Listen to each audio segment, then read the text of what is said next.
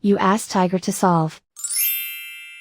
This deals with linear equations with one unknown. The final result is x equals -1. Let's solve it step by step.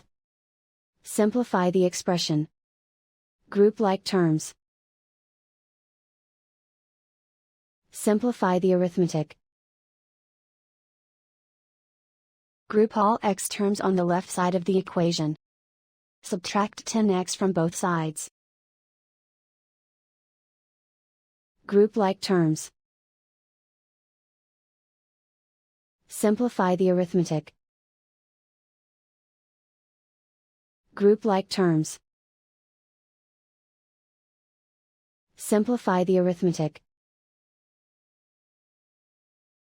Group all constants on the right side of the equation. Subtract 6 from both sides. Simplify the arithmetic.